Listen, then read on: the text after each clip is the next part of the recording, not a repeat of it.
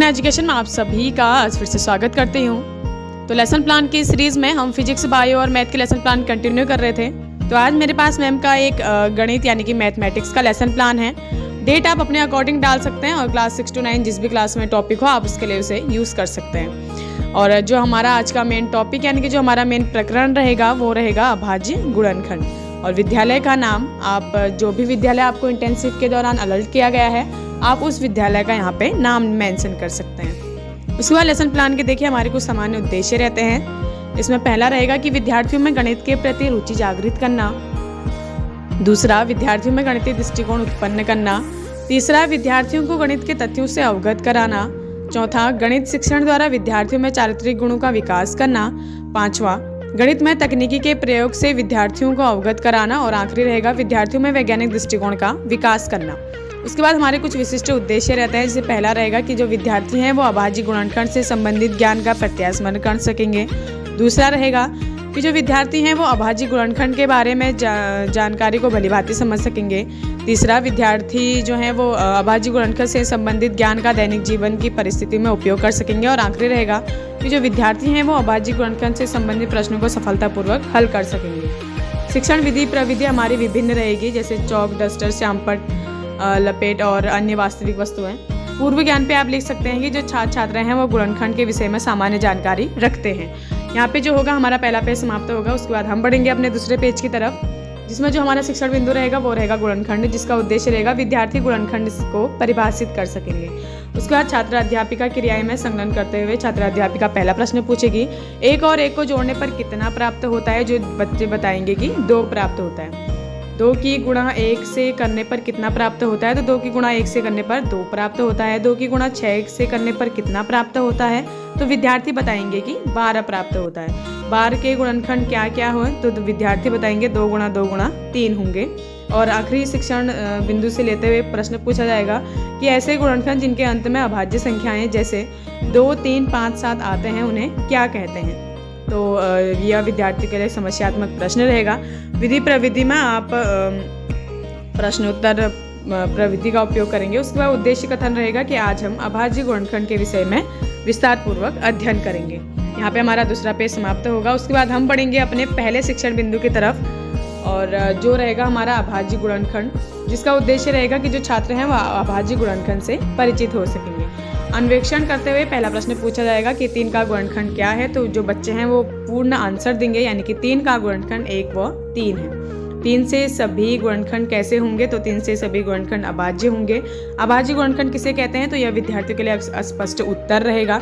और विधि प्रविधि में आप प्रश्नोत्तर प्रविधि का उपयोग करेंगे। उसके बाद जो छात्र अध्यापिका है व्याख्या करते हुए बच्चों को बताएगी कि यदि किसी संख्या को उसके गुणनखंड के गुणनफल के रूप में व्यक्त किया जाए तो हम कह सकते हैं कि हमने उस संख्या के गुणनखंड कर लिए हैं। अतः यदि किसी संख्या के गुणनखंड करने पर अंत में अभाज्य संख्या यानी कि 2, 3, 5, 7 आती है तो इस प्रकार के गुणनखंड अभाज्य गुणनखंड कहलाते हैं। जैसे 24 के गुणनखंड 2 गुणा 2 गुणा 2 गुणा 3, और उनके अंत में अभाज्य संख्याएं हैं, अतः वह 24 का अभाज्य गुणनखंड है। तो शिक्षण जो छात्र क्रियाएं होगी उसमें जो सभी छात्र छात्राएं होंगे वो ध्यानपूर्वक सुनेंगे और अवलोकन करेंगे। शिक्षण विधि प्रविधि में व्याख्यान कर रहे हैं तो व्याख्या विधि लिखेंगे। उसके बाद देखिए यहाँ पे छोटा सा सैंपल लगाया गया है, उसमें भी यही लिखा गया है कि यदि किसी संख्या के अंत में गुणनखंड के पश्चात अभाज्य संख्याएं आती हैं तो इस प्रकार के गुणनखंड अभाज्य गुणनखंड कहलाते हैं। जैसे 24 के गुणनखंड 2 गुणा 2 गुणा 2 गुणा 3। व्याख्यान करने के बाद अंत में मूल्यांकन हेतु ये प्रश्न पूछा जाता है। छात्र अध्यापिका द्वारा इसमें पूछा गया है कि गुणनखंड की परिभाषा बताओ। उसके बाद हमारा दूसरा शिक्षण बिंदु स्टार्ट होता है मैथमेटिक्स के लेसन प्लान में, यानी कि गणित की पाठ योजना में जो हमारा रहेगा आदर्श प्रश्न, जिसका उद्देश्य रहेगा सामान्यकरण एवं गणना। अन्वेषण करते हुए जो छात्र अध्यापिका है पहला प्रश्न पूछेगी कि प्रश्न में क्या दिया गया है। आप देख सकते हैं श्यामपट्ट में एक प्रश्न दिया गया है जिसमें 12 तथा 28 के अभाज्य गुणनखंड लिखने हैं। तो इसमें 2 संख्याएं दी गई है। प्रश्न में क्या क्या संख्याएं दी गई है, तो 12 और 28 संख्याएं दी गई है। 12 और 18 के अभाज्य गुणनखंड क्या होंगे, तो ये विद्यार्थियों के लिए स्पष्ट उत्तर रहेगा। उसके बाद छात्र अध्यापिका व्याख्यान करते हुए बताएगी कि पहला प्रश्न पूछेगी कि संख्या 12 के गुणनखंड क्या क्या हैं, तो विद्यार्थी बताएंगे 2 गुणा 2 गुणा 3। 28 के गुणनखंड क्या क्या हैं, 2 गुणा 2 गुणा 7 होंगे। और संख्याएं 12 तथा 28 के गुणनखंड के अंत में किस प्रकार की संख्याएं हैं, तो जो विद्यार्थी हैं वो बताएंगे कि उनके अंत में जो है वो अभाज्य संख्याएं हैं। जिन संख्याओं के गुणनखंड में अभाज्य संख्याएं आती हैं उन्हें क्या कहते हैं, तो उन्हें कहते हैं अभाज्य गुणनखंड। और 12 तथा 28 के अभाज्य गुणनखंड क्या क्या हैं, तो विद्यार्थी बताएंगे उत्तर की ओर कि 12 और 28 के अभाज्य गुणनखंड 2 गुणा 2 गुणा 3 तथा 2 गुणा 2 गुणा 7 होंगे। और विधि में आप विश्लेषण एवं संश्लेषण विधि का उपयोग करेंगे। और जो व्याख्यान की हुई चीज़ गुणनखंड 28 के गुणनखंड ये हो गए और 12 के गुणनखंड ये, मतलब यानी कि अभाज्य गुणनखंड जिनके अंत में अभाज्य संख्याएं आती है।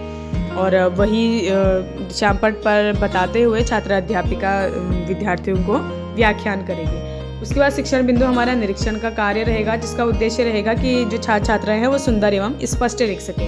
उसके बाद छात्र अध्यापिका छात्र छात्राओं को श्यामपट्टकार उतारने का निर्देश देगी और स्वयं निरीक्षण का कार्य करेगी। तो जो छात्र छात्राएं हैं उतारने में व्यस्त रहेंगे। शिक्षण विधि प्रविधि में हम निरीक्षण विधि का उपयोग करेंगे क्योंकि निरीक्षण कार्य कर रहे हैं। उसके बाद मूल्यांकन हेतु अंत में प्रश्न पूछा जाता है। इसमें छात्र अध्यापिका द्वारा पूछा गया है कि अभाज्य गुणनखंड क्या होता है। उसके बाद हम पढ़ेंगे अपने अगले शिक्षण बिंदु की तरफ, जो हमारा आखिरी शिक्षण बिंदु रहेगा यानी कि तीसरा, जिसमें हमारा अभ्यास प्रश्न रहेंगे, जिसका शिक्षण उद्देश्य रहेगा सामान्यीकरण एवं गणना। विस्तार करते हुए छात्र अध्यापिका पहला प्रश्न पूछेगी कि प्रश्न में क्या दिया गया है। आप देख सकते हैं श्यामपट्टकार में प्रश्न दिया गया है कि 70 तथा 980 के अभाज्य गुणनखंड लिखिए। तो 70 के अभाज्य गुणनखंड श्यामपट्ट पर यहाँ पे दिखाया गया है 2 गुणा 5 गुणा 7 और 980 के यहाँ पे गुणनखंड दिखाए गए हैं अभाज्य गुणनखंड। तो प्रश्न में कौन कौन सी संख्याएं दी गई है, प्रश्न में 70 और 980 दिया गया है। संख्या 70 के अभाज्य जो गुणनखंड है वो क्या होंगे, वो होंगे 2 गुणा 5 गुणा 7। संख्या 980 के गुणनखंड क्या होंगे, तो वो होंगे 2 गुणा 2 गुणा 5 गुणा 7 गुणा 7। उसके बाद प्रश्न पूछा जाएगा संख्याएं 70 तथा 980 के गुणनखंड के अंत में कैसी संख्याएं हैं, तो जो छात्र हैं वो बताएंगे कि अभाज्य संख्याएं हैं। उसके बाद आखिरी प्रश्न पूछा जाएगा जिन संख्याओं के गुणनखंड के अंत में अभाज्य संख्याएं आती हैं उन्हें क्या कहते हैं। तो जो छात्र हैं वो उत्तर देंगे कि जिन संख्याओं के गुणनखंड के अंत में अभाज्य संख्याएं आती हैं उन्हें अभाज्य गुणनखंड कहते हैं। आखिरी प्रश्न पूछा जाएगा 70 तथा 960 के अभाज्य गुणनखंड क्या होंगे। तो जो विद्यार्थी हैं वो उत्तर देंगे कि जो है 70 के 2 गुणा 5 गुणा 7 और उसके 2 गुणा 2 गुणा 5 गुणा 7 गुणा 7 जो भी होंगे उस टाइम पे आप डिजिट वगैरह चेंज करके ये सारी चीज़ें कर सकते हैं। उसके बाद शिक्षण विधि हमारा निरीक्षण कार्य का आएगा, जिसका उद्देश्य रहेगा छात्रों को, जो छात्र छात्राएं हैं वो स्पष्ट एवं सुंदर लिख सके। उसके बाद छात्र अध्यापिका श्यामपट्टकार उतारने का निर्देश देगी और स्वयं निरीक्षण का कार्य करेगी। तो जो छात्र हैं वो श्यामपट्ट कार्य उतारने में व्यस्त रहेंगे और शिक्षण विधि प्रविधि में आप निरीक्षण विधि का उपयोग करेंगे। उसके बाद अंत में मूल्यांकन हेतु ये प्रश्न पूछा जाता है। इसमें डिजिट चेंज करके छात्र अध्यापिका द्वारा पूछा गया है कि 57 के गुणनखंड बताइए। उसके बाद हमारा सारे जो शिक्षण बिंदु है वो समाप्त होते हैं। अब आते हैं हम अपने आखिरी पेज की तरफ, जिसमें हमारा मूल्यांकन का रहता है। जो छात्र अध्यापिका है कुछ पुनरावृत्ति प्रश्नों को पूछकर प्रकरण का समापन करती है। आप देख सकते हैं यहाँ पे वास्तविक अधिगम परिवर्तन में मूल्यांकन हेतु कुछ प्रश्न पूछे गए हैं छात्र अध्यापिका द्वारा। इसमें पहला पूछा गया है कि गुणनखंड किसे कहते हैं और दूसरा पूछा गया है अभाज्य संख्याएं क्या होती है। उसके बाद बढ़ना यानी कि छात्रों को स्वाध्याय कार्य दिया जाता है, होमवर्क दिया जाता है। इसमें जो डिजिट हैं वो चेंज करके बताया गया है कि सभी अभाज्य गुणनखंड लिखिए और 56 के अभाज्य गुणनखंड लिखिए। तो यहाँ पे जो है हमारा लेसन प्लान समाप्त होता है और थैंक यू। वीडियो अच्छी लगे तो वीडियो को लाइक, कमेंट एंड चैनल को सब्सक्राइब कर सपोर्ट कीजिएगा। Thank you.